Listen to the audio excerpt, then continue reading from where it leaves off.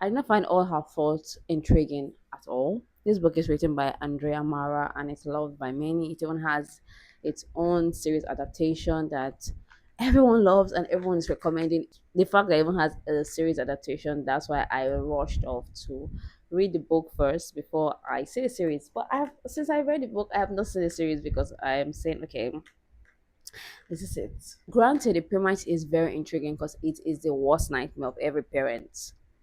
Imagine you arrive at the door to the house where your child is supposed to be at a play date with his friend from school, and you have met this mother before, Jenny. So people arrange this play date over messages, and you get there, the door opens, and it's a strange woman standing there, and she's saying, "This is my house, and your child is not here, and yeah, no play date happened here at all."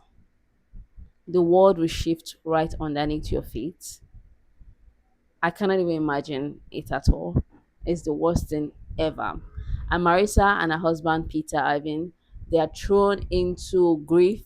It takes 7 long days of torture trying to find Milo.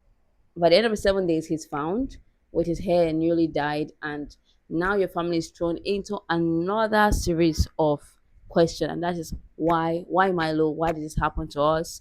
You know, so it's a very interesting premise, and it sold the book for me. It sold the show for me. That's why I decided to read the book. In as much as it has this very arresting storyline, I feel it's leaned on it too much.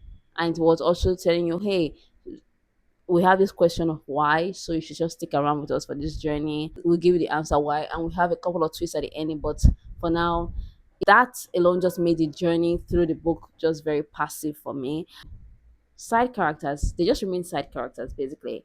I wanted more nudging, not like nudging us or spoon feeding us, but I just wanted more suspects. I didn't really suspect anybody throughout my throughout reading the book. At the point, the only person I suspected was Marissa, and I was close. I was very proud that I was close. That the side characters were just like window dressing. Basically, I wanted them to come forward to do more. Like for example, Peter's sister. Why did she come at all? Why was she part of the story in the book? Because I don't see what she did for me in the story at all. So she would have stayed where she stayed in New York because she added nothing to the entire plot, nothing at all.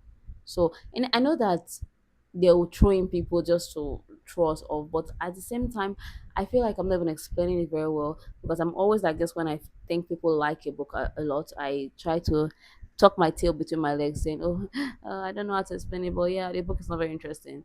Yeah, that's how I feel right now because the journey to the climax, it made the climax a shrug at the end. And also, this book reminded me of another book. I don't know if I'm missing up the name, but I think it's called Missing Girl. It also had a series adaptation as well. So that did not help me as well reading this book because they had this similar storyline. It's an interesting twist. It's shocking. It also that's also what made the book a nice read.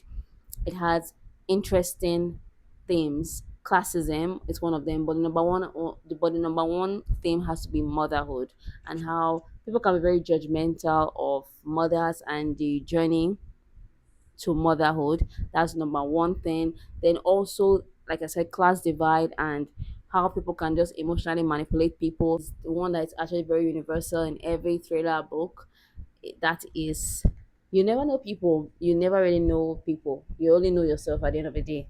When you're going to bed, the only person that you can beat your chest and say you know is it's you.